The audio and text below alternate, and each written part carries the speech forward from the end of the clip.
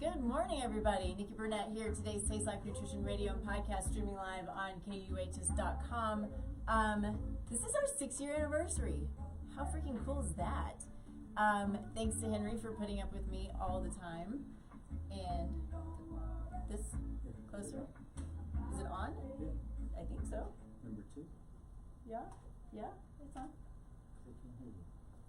And y'all can't hear me either? All right. Technical difficulties. But it's on. Yeah? Look at there.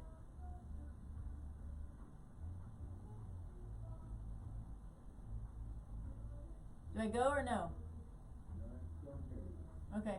Hold on, guys.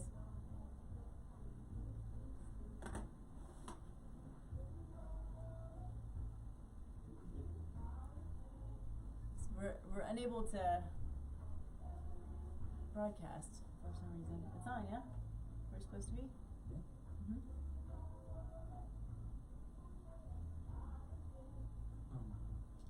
Turn on number 3. Okay. It's down low. Okay. Got it. All right. At least this time it wasn't my fault. Usually it's my fault when something happens. So I think we're going to go with it. So Henry, let me know what I need to do, if there's something that I need to do. Anyway, so 6 years. Hard to believe. It's amazing to me. But thank you to Henry for allowing me to come in and hang out in his studio every week, and for all of you for hanging out with me and, sending your questions and your comments and all the fun stuff. When I first started this, it was Henry and my friend Lowell who had a show on here, who I came on with first. And they said, you should have a show. And I was like, hell no, I'm not going to do that. And here we are 6 years later. So anyway, super fun stuff. I hope everybody had a wonderful Christmas, a beautiful Christmas, a happy New Year. This is going to be a good year. I'm super excited about this year and all the fun things to come. So we're going to jump in. Our guest that we were supposed to have today was not able to. Life happens and that's the way it goes. So we're going to continue talking about the stuff that I love to talk about, which is epigenetics. Over the last, I've been, the genetics and the epigenetics I have loved, since grad school. Well, since undergrad, right? I discovered, genetics, and it was so hard for me. But I discovered it and completely fell in love with it and took all of the heredity classes that I could take, and just really enjoyed it. And what's funny is I had no idea that it would come back to me. And I think that that's what I love so much about it is I discovered it, it kind of went away, and then it's like it just was meant to be. It's just fallen in my lap, and it's obviously I take it much, much deeper now than I did when I was in undergrad. But there's such this new understanding. I would say, so when I was in, I'm going to date myself, when I was in undergrad, I think that we probably, I don't know, I don't even think we had mapped the human genome entirely yet, which means we certainly didn't know anything about epigenetics. And so how crazy is that? I mean, the change in just a lot of years, but relatively speaking, it's just a few years, is fascinating and amazing, because here's what's the most amazing thing. I don't know, there are multiple amazing things about epigenetics, but what it means in so many cases is that we have the power. We have the power in our health, we have the power in our future, we have the power to make the choices and the decisions that are going to create health or create dysfunction. And it's just the way that it is. Now, it's not that we all are perfect. I'm certainly not perfect, right? But as long as I am making decisions based on knowledge that I have about my body, not anybody else's body, but about my body, I can make the decisions sometimes that are not going to be the best decision, right? So I had a key lime pie back last week or over the weekend. So it's a really perfect example for me. And so I didn't, it's been, a lot of years of me learning and understanding my body. But for me, with dairy, what's going to end up happening is I'm going to get snotty and congested. Gluten, I'm going to get pimples, and then sugar just goes to my ass, right? So I know all of these things are going to happen, but it's so rare that I do it, that when I do it, I'm going to enjoy it, and I'm going to love on it, and then if I get a pimple, I'm going to cover it up, and if I get snotty, it's just going to last a few days, and that's the way that it goes, right? And so what's important to keep in mind, though, is when we know we have sensitivities like that, it's not just the outward expression. There are other things going on inside the body as well. So, if we know that there's an inflammatory response, which is what all of that is an inflammatory response, we want to try to make the decisions that are going to mitigate that inflammatory response, because we don't want to have this chronic underlying, low-grade inflammation, because it's just going to cause stress. Stress pisses the body off, and then things go haywire. And that's what happens so often. I have clients who come in and they've just sort of spiraled, right? And that's no fun for anyone. And then we've got to start unwinding it. So we don't want to have to get to the point to where we're unwinding, right? So the awareness and the education of our body, the knowledge of our body is really key. And that's where genetics comes in, because what we find and what we see all the time is that someone does a diet, right? Which I hate the word diet. It's not a good word. But anyway, it's really a lifestyle. But someone does a particular diet. Say it's keto, or it's paleo, or it's low FODMAP, you name it, right? And they're like, it's not working for me. Why is it working for my husband, my friend, my whomever, but it's not working for me? It's because you're different, right? We're so different in so many ways. Some of us are purebred, and some of us are mutts. And so we've got to, once we start looking at our genetics, we have the ability then to look at, okay, how do you process fats and lipids? How do you handle carbohydrates in the evening? How do you work out, right? What is your injury potential? And that's the thing to understand too, is your epigenome is your potential, right? So let's dig in a little bit to what that actually means when we're talking about genetics and epigenetics. And so, that's better. So genetics, like I said, we mapped it back, I think in the late 90s, early 2000s, something like that. And there was the thought that, okay, this is who we are, there's no getting out of it, right? So if my family history is heart attack or stroke, then that's going to be me. Then we start to discover the epigenome. So the epigenome, there are locations that live on top of genes, and they are what control gene expression. So what controls our epigenome? It's everything that we do every single day. This is the beautiful thing about epigenetics, because the power is in my hands, right? I have the control, in large part, I have the control to manage what I'm putting in my body, what I'm putting on my skin, what's in my environment, how I handle my relationships, how I handle negative thoughts, how I handle stress. Now, there are things that we can't necessarily have control over. Like, I can't control the air in this, outside, right? Unfortunately, I can't, but I can control the air that's in my house, to a degree. I can't control, maybe if I had childhood trauma, I can't control generational trauma, right? But I can learn to control how to manage it. And so it's not always easy, right? We have to sometimes, a lot of times, I do, find people outside of ourselves who can help guide us in understanding how we start to handle these things. But the decisions we make, the food we eat, the movement that we make every day, the lack of nutrients or the excessive nutrients, macronutrients, these are all things that are going to impact our epigenome. And then that's how our genes express. So going back to something like cardiovascular disease, I have in my family, I've got cardiovascular disease and diabetes and cancer and autoimmune disease and probably all kinds of other things, right? But those are the biggies. It's just all over the place. And so does that mean that that's going to happen to me? With the way that I am, it's unlikely. Things can happen, right? Like I said, I can't control everything, but I manage what I eat, I manage what I put on my body and in my body. I run my labs, I look at my genetics, right? And I understand my genetics. I'm still digging deep into my own genetics, and this is what I do for all my clients as well. But the deeper you can dig, the more that you can understand. And so I continue to dig and learn and understand, and then I take all of the data and I continue to layer it in, so I have a deeper and deeper understanding. And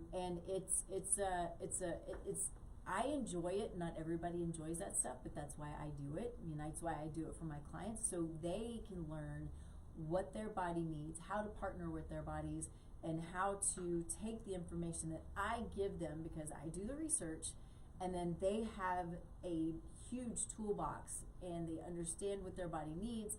At least for the most part, things change, and the body's super dynamic. It's always going to change, but the information that they get and the work that we do together and the time that we spend together is stuff that they can take with them for a lifetime, and it's stuff that potentially they can pass on to their kids and all of grandkids and that kind of thing. So the thing that we need to make sure that we are taking to heart is that our epigenome is our potential, right? I mean, I think it's a really, really important one to understand. And so if we look at labs, labs kill me, conventional labs, and I run them all the time, but I look at them from a functional perspective. But if we're looking at labs and we look at typical lab ranges, they're not optimal lab ranges, and they're different for, everybody's a little bit different. And somebody who does CrossFit versus somebody who sits on the couch, the labs are going to look different. And you may look at them and you go, oh, my AST and ALT is elevated, and I do CrossFit, what's going on? Now those are liver enzymes. Is there a problem going on? What's happening? Well, when you work out hard, sometimes it's going to push those liver enzymes. It's not that it's a bad thing, but we have to understand the nuances when it comes to running labs, and when it comes to putting the data together, and when it comes to our genetics, right? So let's see.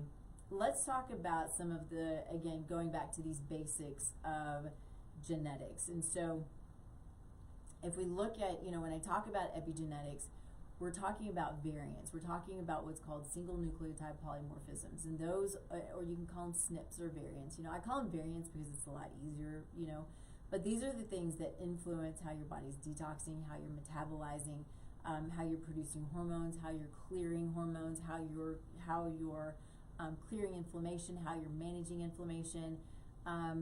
I mean, it's all of the things. There are millions of these things going on day in and day out, and it's happening day in and day out. And there's when I say day in, day out, it's like minute in and minute out, right? It's constant. It's how we live. It's super cool stuff. But if you want to, many of you by this time have probably heard of MTHFR. MTHFR is a SNP that impacts folate, and there are, I'm not going to get into the details of it, this is not the time for it, this is more of an overview, but it can impact fertility, it can impact detoxification, it can impact inflammation, and all kinds of stuff, right? So it's not that it's bad, and this is what we need to understand too, because I've had many people come to me going, oh man, I got the MTHFR.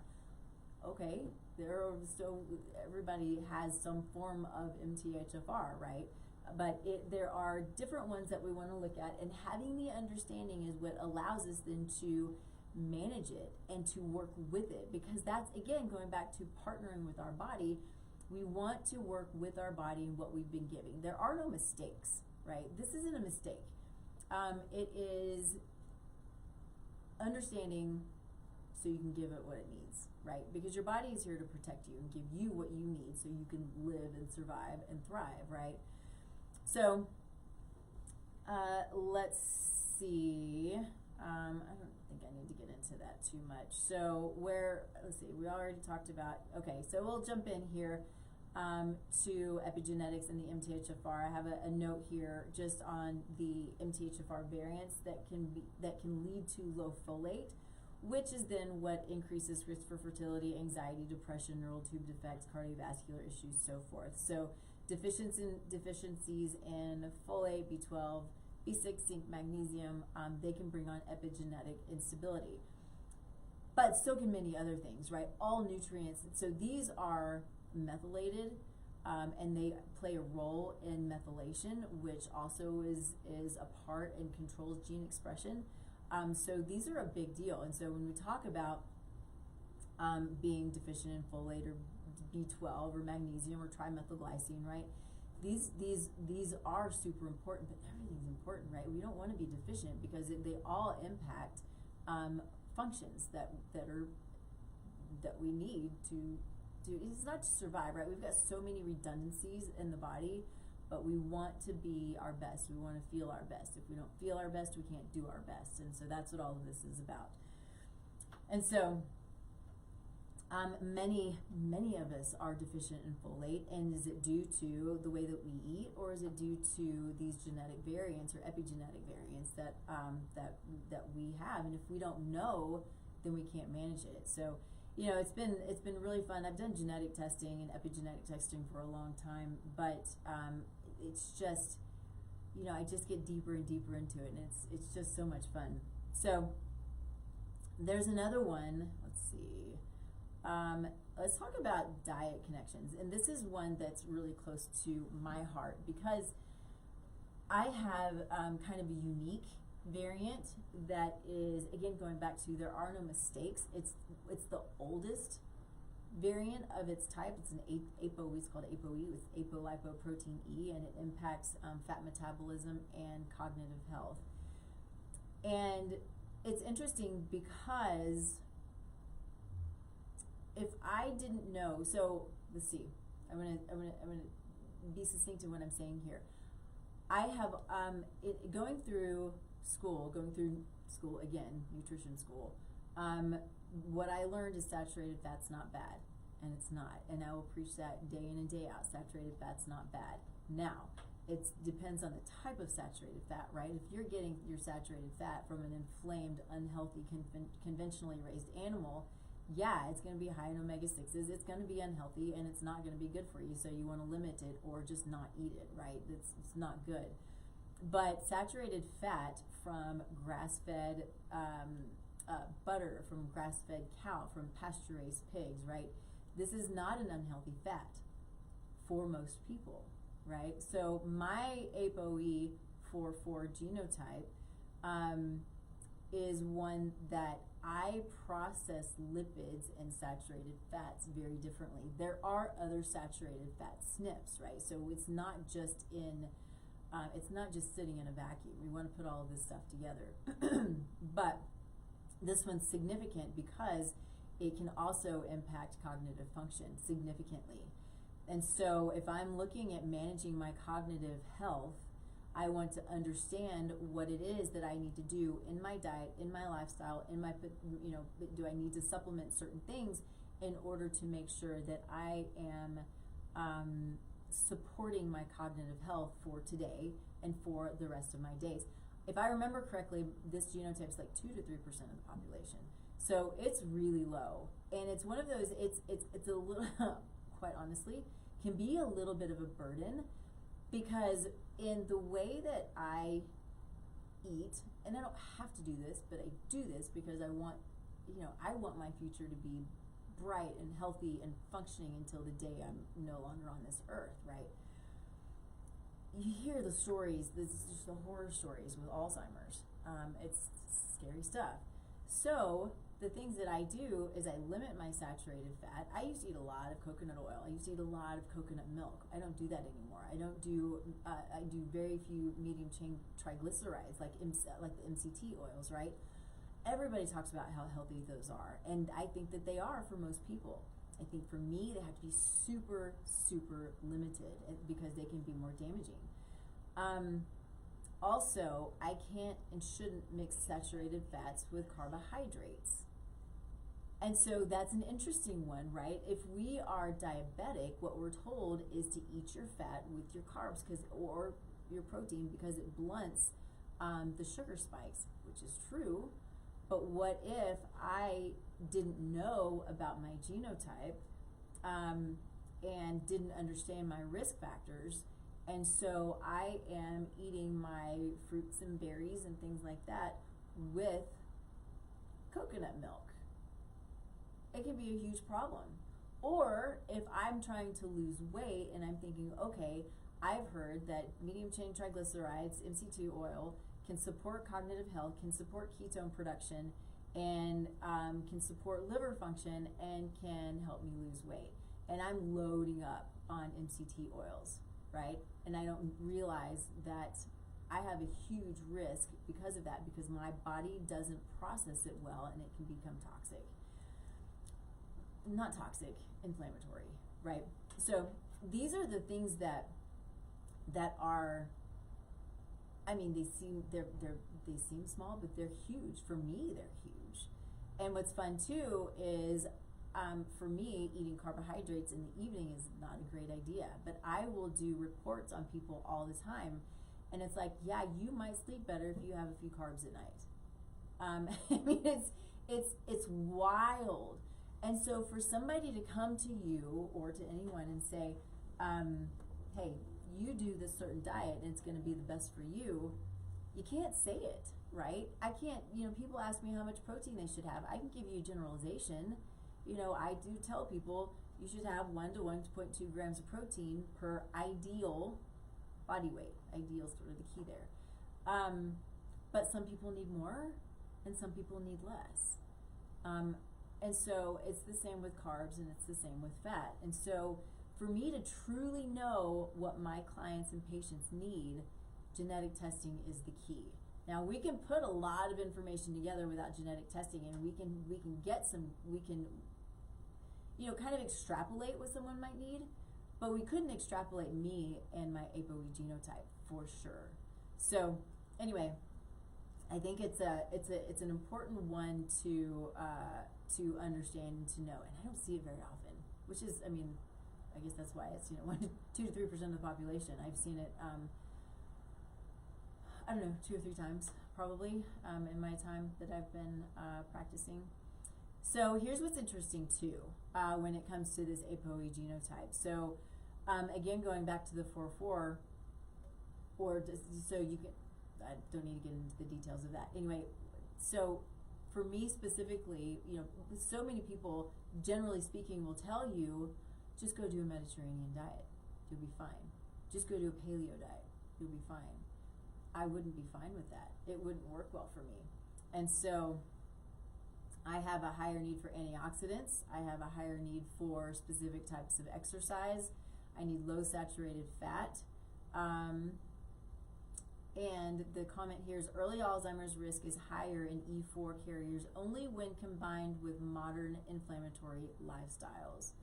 So here's the thing that's pretty cool, is there's an ancestral connection, and that's what's really fun about this too, is we link in ancestry, and it's not like we're bringing in your ancestors, right? But we're linking in based on your genetics. We're linking in, what your ancestry would be, which is how you would eat.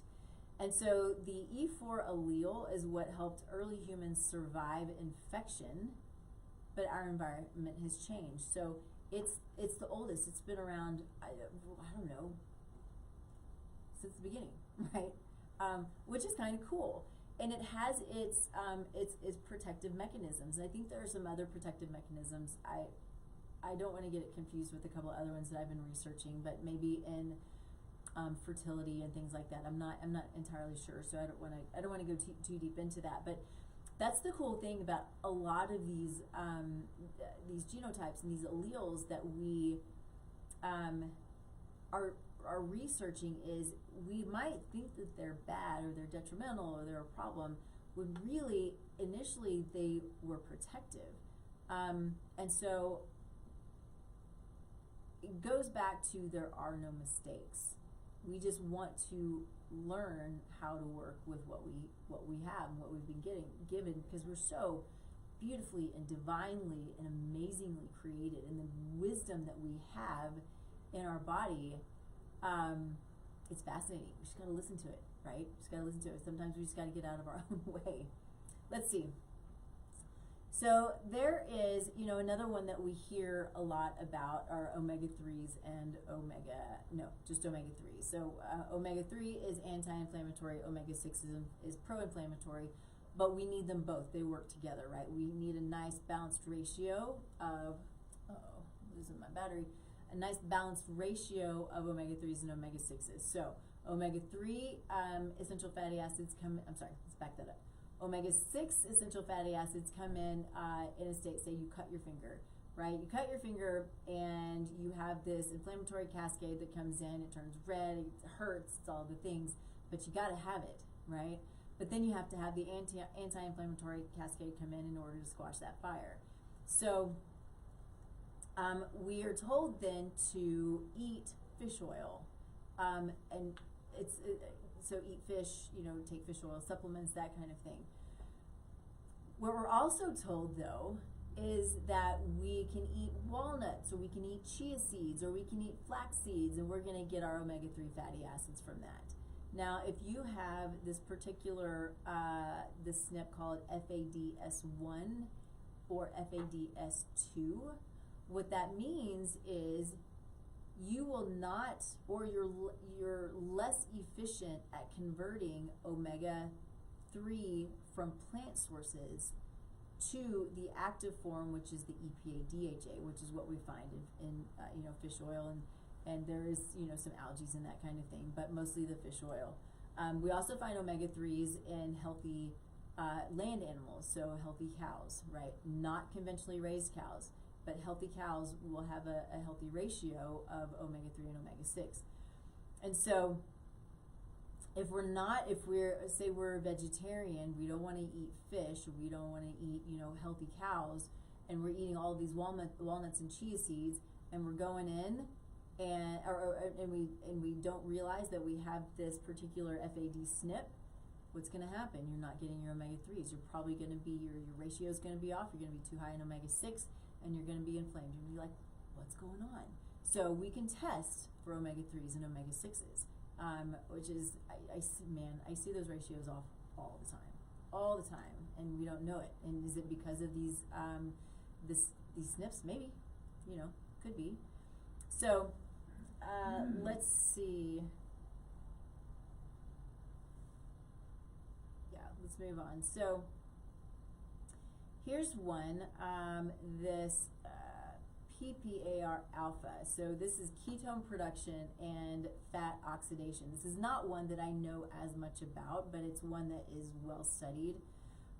So this gene influences how your body breaks down fat and produces ketones. So you have these particular variants, you've got low ketone production, right? So you wonder if you're on a ketogenic diet, if you're not producing ketones on a ketogenic diet, what's happening, right? So you have poor fat metabolism. You're on a ketogenic diet and you've got this SNP and you're eating high fat. Ketogenic diet is like 70 to 90% fat. What's going to happen? How are you going to feel? You're not going to feel good. It's going to suck, right? And so you have poor fat metabolism and potential lipid issues on high-fat diets, right? So clients may feel sluggish or worse on keto, watch for increased triglycerides and LDL, and may do better on moderate fat, balanced macro approaches, more like a Nordic or a zone diet. So I think that it's interesting because if I were to take this back to my own APOE genotype, which I need to look into this. I don't know my my PPAR, but this is how you start learning and understanding how the reporting can put these things together for you. I don't have to do all of this. I mean, I do a lot of it, and then I'll also take it and put it in other report forms. So they're super understandable, right? And we put all the pieces together, at least as many pieces that we have, we're putting them together, especially as I'm creating protocols. But you can see how if I'm an APOE 4/4 and I also have a PPAR, then that is going to like double whammy the fact that if I were to eat a high fat diet, then I'm in a lot of trouble. It does not be good for me, would not be good for my heart, for my cognitive health, for my cardiovascular system. So, yeah, such a big deal. We hit on MTHFR already. I think, do I want to, let's see. Let me see if there's anything on here that I missed. So I think that maybe what we'll say just on this, it is key for detoxification, hormone regulation, neurotransmitter balance, all kinds of stuff, right? There are two common variants, and what we see is we've got the C677T and the 1298C.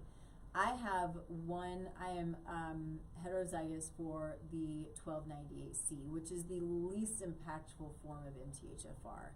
If you are a homozygous 677T, you are the most impacted by MTHFR, which means methylation, I think it's down by like 70% or something like that. And methylation plays a key role in genetic expression. So if you have low methylation, your genes aren't expressing properly, right? So that can be super impactful. This is why it's so important when it comes to detox and hormones and fertility and neurotransmitters, and why more people will have anxiety, and why they might have, depression, or why they're, infertile or losing babies and things like that. So it is a key marker to know. I test it on people pretty regularly. Interestingly, I just did it for a college kiddo, male college kiddo, back a couple of weeks ago, and he came back as homozygous 677T. And so with some of the things that he struggles with, it's like, okay, this might make sense. So we need to start supporting this variant. And so, yeah, so some of the red flags we see with having these variants are miscarriages, depression, anxiety, autoimmunity, histamine intolerance, chronic fatigue. And so they need methylated B vitamins. Now, we need to make sure that, I don't care what your MTHFR status is, you cannot take folic acid. You must take folate. But especially if you have these MTHFR variants, you must take methylated folate. Now, a caveat to that is, so folic acid is synthetic. Folic acid can push anxiety. Folic acid you'll only get so much of it, and it won't allow for the absorption of natural folate, right? And it can cause problems in fertility. It can cause problems with babies in utero. Stay away from folic acid, no matter where you are in life, right? Just don't do it. It's not worth it. So folate, you want natural folate. Some people, though, still can react and become a little overly anxious with the methylated folate. So, sorry, I just went into B12. Never mind. So no matter what, methylfolate. Let's forget that I started that one. But anyway, look in your vitamins. Things like pasta, they always have, so frustrating, but they always have folic acid. Bread. So it's important to look at the ingredients of your foods. If they have ingredients, if they're boxed foods, look at what's in them. It's best to avoid boxed foods, right? I don't think I have to say that, but look at what's in them, because they put these synthetic nutrients in there and they can create a lot of problems. Okay, yeah, so it just says it blocks, folic acid blocks folate receptors. So pretty important stuff. So then there's blood sugar regulation. How many people are struggling with blood sugar regulation, and it's you can't figure out why you can't manage it, right? So you're like, I'm doing all the things, and then you end up on metformin or some dirty drug like that, right? And so this TCF7L2 is one of the strongest gene predictors of type 2 diabetes. So if you know it, you can mitigate it. Just like if you know you have the potential for Alzheimer's, you can mitigate it, right? That's the beauty of all of this stuff. So these variants impair insulin secretion and glucose regulation. You can be more carb sensitive, especially with refined grains, sugars, and high glycemic foods. So if you had this variant, what do we want to do for that? So we want to look at super fiber-rich foods, low glycemic foods, high-protein meals, and track your blood sugar, right? So it goes back to super basic stuff. But if you know you have it, then you know, okay, I probably shouldn't eat a banana. Or maybe I should eat a banana and I can eat it with protein. Or maybe I can eat it with fat unless I'm an APOE genotype, right? APOE4. So they also do really well with intermittent fasting and carb cycling. If it can be helpful for the right people in the right situation, right? Doesn't mean it's always perfect, but it can be helpful for those people. So it's super interesting. So getting into like these ancestral adaptations and why, you know, certain diets work really well for certain people and others don't. You know, you've got geography. So you think about your Alaskans, your Eskimos, right?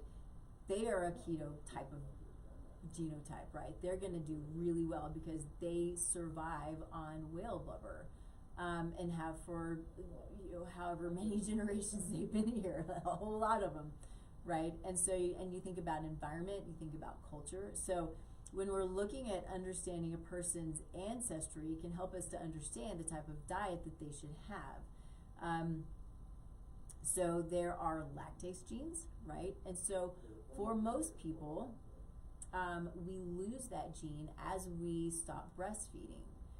Now, it doesn't happen with everyone. I'm one of those people, this is an interesting one too, I'm one of those people where I should do well with dairy. I still have the lactase enzyme. But, just like I said earlier, if I eat dairy, but it's especially like conventional dairy, it's dairy that is dead. So raw dairy is a different story. I still think it's not great for me, but raw dairy is a different story. I don't tend to get as snotty. Butter's fine for me. Typically ghee's fine for me, but conventional dairy is dead, right? There are no enzymes to it. There are no probiotics to it. There's nothing in the food to tell the body what to do with it. And so we have to have a live food for the body to know what to do with it. So conventional dairy is just dead food. But I should do well with it. But still there's something, I don't know what it is, but there's something that my body is not amazing with it. So I tend to avoid it for the most part. I went to bed, you know, the other night and I was like super, like I got like stuffy on one side and I was kind of snorty. I was like, I feel like I had dairy. I was like, oh yeah, I had the, you know, key lime pie, which is amazing, totally worth it. So good. Let's see. So Northern Europeans, they could have this lactase gene, right? Let's see. So the Inuit populations, they have an FADS2 deletion. So this shows their dependence on marine fats. Let's see, what else do we have here that we should talk about? I think that's it for that. So there are things that we can do when it comes to, and I say this a lot, but I want to make sure anybody who maybe hasn't heard it, you know, going back to layering in data with doing our genetics is doing the lab testing. So we can't do any of these things in a vacuum. We can't look at SNPs in a vacuum. We can't look at SNPs and assume that the SNPs are expressed, right? So we always have to look at symptoms. And I think it always helps too to look at labs. And I don't mean just like your, you know, simple, comprehensive, funny, right? That's kind of redundant, not redundant. What's the word I'm looking for?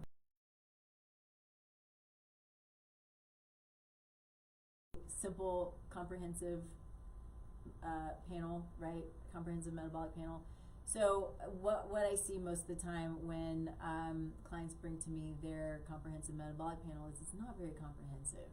When I run a comprehensive metabolic panel, it's truly fully it's very comprehensive, and then we add on other panels that we need to add on.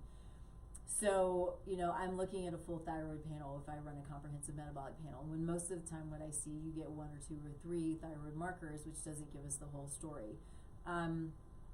I always want to understand lipids at a deep level. And so on a comprehensive metabolic panel, there is only a small part of lipids run. And so I want to run a full heart cardiovascular health panel. It's not very expensive, but I think it's important for us to know. I ran mine twice in 3 months. I was doing some testing on myself. I was changing some things. You know, I am always my own best guinea pig, right? And so I tested, and I did a full panel, and then also my full cardiovascular panel, and then I made some changes to some things, and I did it again to see what changed. Fascinating, because it can change quickly. But I need to know, and I need to keep track of my inflammatory markers, my lipids, all of these things, because I need to make sure, and my B12 and my folate and my methylation, because I know when my methylation's off, which is nuts. This is the cool thing about learning your body, right? So a little bit of a history here, or I guess a story, is there was a time, and I have talked about this before, so if it's repetitive, I apologize, but and it's kind of happening, it's growing back now, but I was losing hair right here at my hairline. Like, I had a receding hairline. It was nuts, and I didn't notice it until I got my hair cut. I'm like, what is happening to here? It was just crazy, and I had no idea. But it happened to be at the same time, I did a hormone panel to understand my hormones, and it showed my methylation was low. So I started working on my methylation, and what happened? My hair started growing back. Like, holy smokes. So over the years, what I've also determined, because I don't always take supplements for my methylation, I tend to pulse my supplements, but if it's too long in between, my methylation drops again, then I notice it because I notice the hair. Another thing that happens if I have one glass of wine, the next day I'm regretting it, right? And so I don't want it to be that way. And I will also put out there that an APOE4 genotype should avoid alcohol. I'm not the best, right? Never said I was perfect. But I do want to make the point that, I do so many things to protect my cognitive health. I probably should totally give up alcohol. That would be ideal for me, for sure. Point to that is, though, if my methylation is low, I have one glass of wine, then I am in pain with a headache all the next day. I can have that glass of wine if I know my methylation is in line. So I can feel and basically see when, because of my hair, right, see when my methylation is off. And so this awareness is such a beautiful part of me continuously learning how to partner with my body, what my body needs, and how to protect it, and how to support it, and how to ask it questions. And basically I ask it questions by running labs, or going inward and listening. My word of the year has been listen. It's listening to my body. It's listening to God's guidance for me. It's listening to my clients and my patients better. This last year. It's really good. I love having that front of mind for me, and it's one that will continue to stick with me, as most of my other ones do, but it was a really good one. I wasn't quite ready to give it up. Let's see. So more on understanding, or for me, I want to continue to make sure that my methylation is at a place that is sufficient, because I want to make sure that my gene expression is functioning properly. Let's see. So, practical nutrition tips on Gene Insight. So this is a good one. So if we're looking at MTHFR, one of the things that it says is boost leafy greens, use methylated B12 folate. We talked about that. There are other methylation SNPs, right? And so again, going back to MTHFR does not function in a vacuum. You've got MTR and MTRR and these whole other host of SNPs. For those of you though who maybe are like me on multiple levels, and so knowing that I know when my methylation is low, also watching your homocysteine. Homocysteine is homocysteine is a big deal, because the homocysteine also impacts cognitive function. So what we find in lab ranges, conventional lab ranges, is I think that the lab range is like up to, I don't know if it's, I think some labs it's 13, maybe some labs it's 15, something like that. But really, it's not over 7. You start getting over 7, you start pushing the inflammatory response, which can impact cardiovascular health and it can impact cognitive function. So going back to my own story, I want to make sure that my methylation is in line because I want to make sure that I'm protecting my cognitive health because of the APOE4 genotype. So again, you can start to see how you put all of these things together. So making sure that my homocysteine is sitting at 7. You also don't want it too low. I think that there's not a low range in conventional lab ranges. I think that that's right, and that's a problem because you don't want it below 6 either. So you're looking at a pretty tight range of 6 to 7 there, where if you're looking at your conventional lab ranges, you're going up over 11, as Dr. Bredesen says, who is reversing Alzheimer's disease. Going over 11 is a 100% chance of cognitive decline. No, we don't want that. So what that's showing us, so homocysteine can be elevated for a few reasons. It can be elevated due to nutrient deficiency, your methylated nutrients, right? So your B12, your folate, your trimethylglycine, magnesium, there are a number of them. But then it can also go up due to oxidative stress. So if you've got a lot going on, or if you have these reactive oxygen species type of SNPs, then oxidative stress goes up and your homocysteine can go up. So you want to check that. Also, creatine plays a role in, which I didn't know this until, I don't know, a few months ago. So if your creatine is not optimal, it can push your homocysteine up. So cool stuff. Creatine also is super important for cognitive health. You're probably seeing more and more, creatine, how long has creatine been around, right? For freaking ever. And of course you want a good source of it, but it's these higher doses that are beneficial for cognitive health. So you can take 5 grams, you can take 10 grams, and it helps with your, it pulls water into the muscle cells, it makes you stronger. I've noticed this in myself, that I took it for a while and then I stopped and then I started again. So I took it for a while, and you can see, you're just more defined. You can see it. I mean, if you've seen me in a tank top, you see that I have some definition in my arms and my shoulders, right? Then I got off of it, and I just had long, lanky arms again. It's the only long, lanky thing on me, my arms. But, and then I started again. I noticed my strength. I noticed the definition come back in my arms. And those, so that 5 grams is what most people will take for muscle and for strength and for definition and that kind of thing. Then 10 grams is what you take for cognitive health. Now they're starting to say that the data is showing it's closer to 20 grams that you take for cognitive health. Now, it's not that you have to be careful with it, but I think that my understanding is it can push some, kind of some GI distress if you take 20 grams all at once. So maybe you split it. There are some liposomal forms that maybe are going to be easier on the GI. But keep that in mind. If you are protecting your brain function and cognitive health, you might want to think about taking 20 grams of creatine a day. I don't always. I'm still mostly taking 10. Sometimes I go up to the 20. So that's something that I need to do more of. It's just a lot, right? I take it in a powder. It's a lot of powder, but I'm not complaining. It's what needs to happen, right? So let's talk about APOE4. So focus on lean proteins, which I do. I used to eat full fat, and my husband can eat full fat, right? So I would make a pulled pork, right? I love pulled pork. And I would just pull it with all the fat in it. It made it delicious. What I know now is I need to, if I'm gonna eat it, I'm gonna drain the fat. And I'm gonna take as much fat out of it as I can. Now, I tend to let my husband eat most of it, so I'll leave some of the fat for him.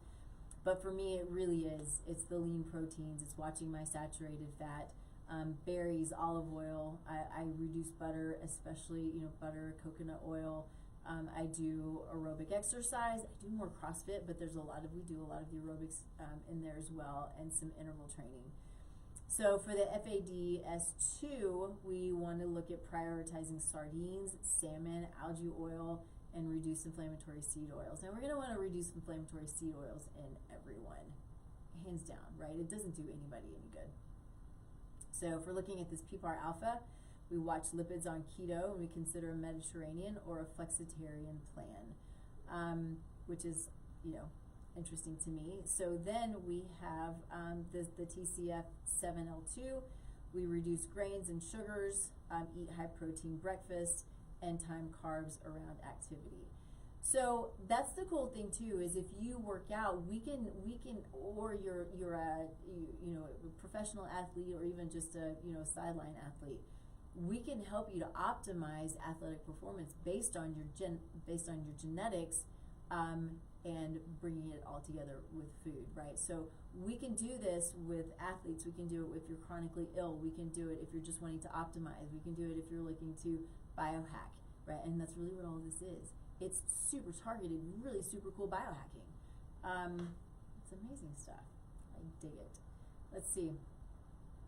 So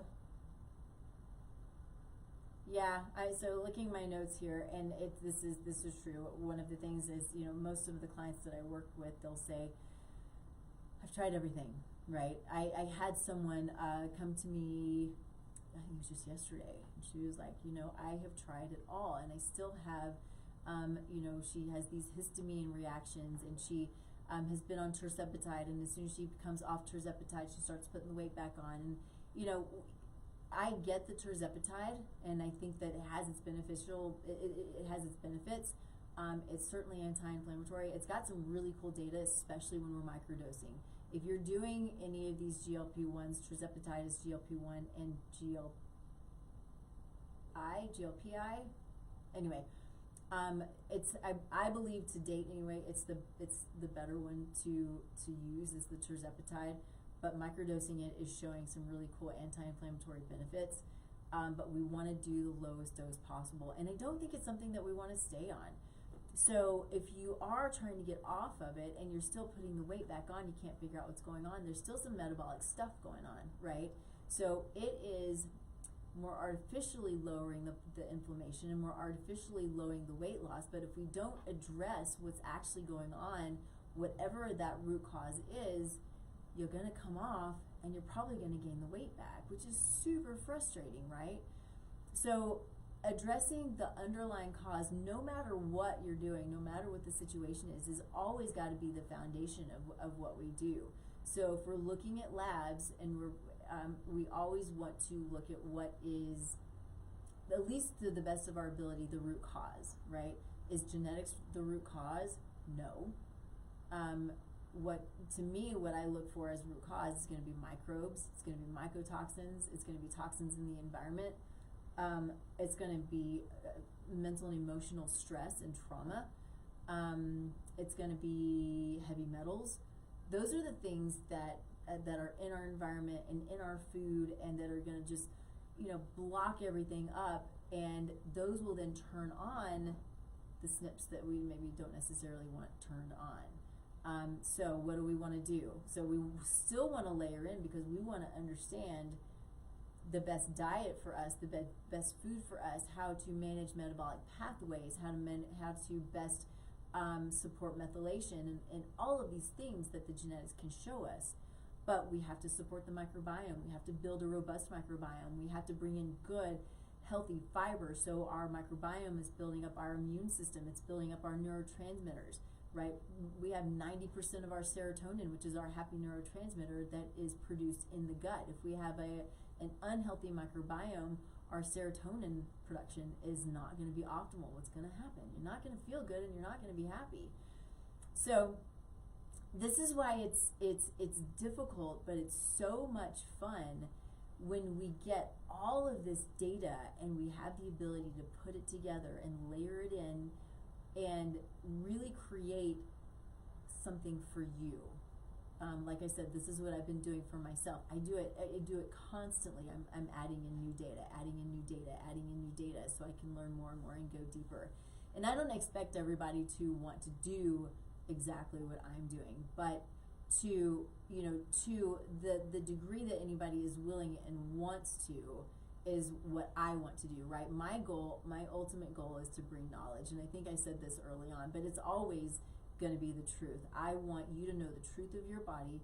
I want you to have the knowledge where you can make the decisions based on good information, based on the knowledge of your body, and not the knowledge that somebody's telling you, not the knowledge that some influencer is telling you, right? Not somebody saying this is what you need to do because it's working for everybody, because it's never the case. So having the knowledge based on who you are is how you make good, solid decisions to help you get to wherever your goals are. What is that? So is it optimization? Is it managing an autoimmune condition? Is it reversing an autoimmune condition? Is it reversing heart disease or reversing diabetes? All of these things are lifestyle conditions. 95, 97% of the junk that we deal with are lifestyle conditions. The things that aren't are going to be truly genetic malfunctions, right? So you think, Down syndrome is truly a genetic condition. And we have those, but they are much more rare, right? That's, 2 to 3, 4 to 5% of the conditions that we deal with are true genetic conditions. So what does this do? Is it puts the power in our hands. I have the power every day to make the choice, positive, good, bad, positive, negative, or whatever. It's up to me, which is beautiful. And I say this a lot too, but this is God's gift of free will, right? This is amazing stuff. I am accountable for the decisions that I make and how my body responds, right? I'm accountable to learn and to know and to listen to what it's trying to tell me, so I know how to support it. And if you don't want to do it yourself, find somebody who's going to do it for you, right? We don't have to go as deep as I go for myself. I have a lot of people who want to go super deep because it's super fun. But we can keep it. We can have a lot of information that's basic information and not spending a ton of money that still can make things very personalized and individualized, and then create protocols off of that.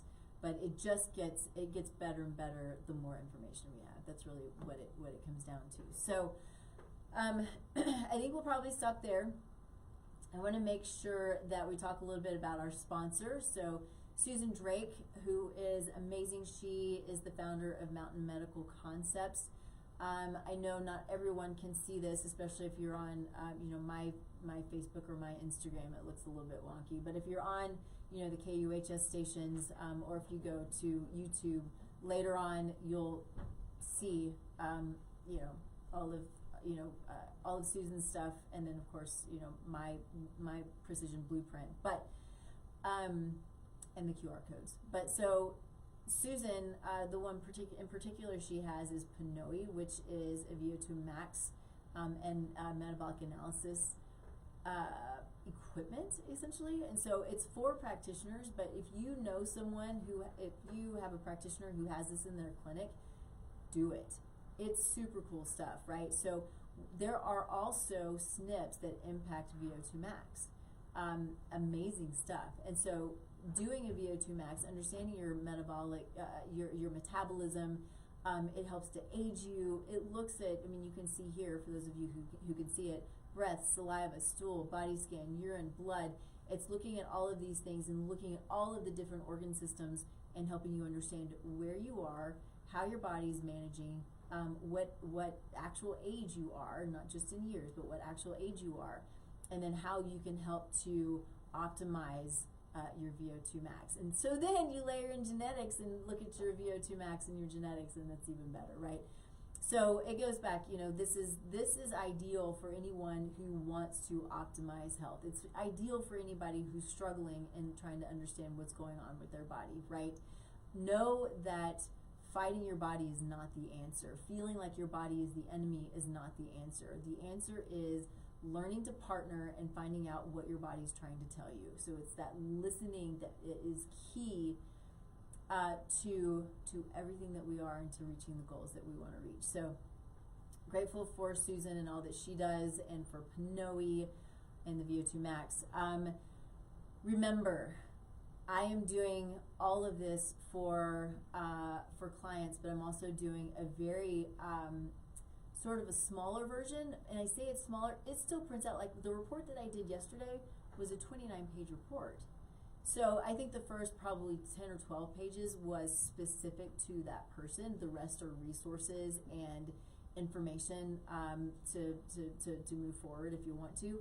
But they're big reports that give really detailed information on who you are and what you are. It does not include genetics. That's the stuff that we can start layering in. If someone has labs, we can layer in some labs. But I'm doing this, I was doing it for 47, I'm now up to 97, because I want people to have access to good information and good care. And so doing these reports, I can start somebody on the right trajectory with this type of information, and they can take it and do what they want with it, or we can jump in and do more, right? And so it's a ton of fun. It's cool stuff, and it's based on you. It's not based on all kinds of generic stuff. It is literally based on you, where you are, what your sex is, what your body type is, what your glandular type is, what are your hormones doing, what are you eating, what do you not like. I mean, the list goes on. So it's a really quickie intake. So if you want to do it, if you can see it, go to the blueprint, go to the QR code. You can fill all of that stuff out, and we'll chat about it, because it's cool stuff. But if you can't see it, it's going to be linked everywhere, right? I've got the blueprint all over the place, so it's not hard to find. You can go to tastelifenutrition.com. You can go to the Facebook pages and the Instagrams. It's kind of all over the place at this point. So anyway, I think that's where we are. We'll end for today, and I hope if you have questions, if there's anything that you need, anything that I can help with, I hope you'll reach out and let me know. My goal is to be of service. My word of the year this year is light. So if I can help bring light to whatever it is that you're struggling with, then let me know. That's what I want to be able to do. So I hope you all have a wonderful beginning of the year. I hope that we'll see you next week. We'll be here, as always, streaming live on kuhsdenver.com, 10 a.m. Mountain Time. Join us. We'll see you later. Bye.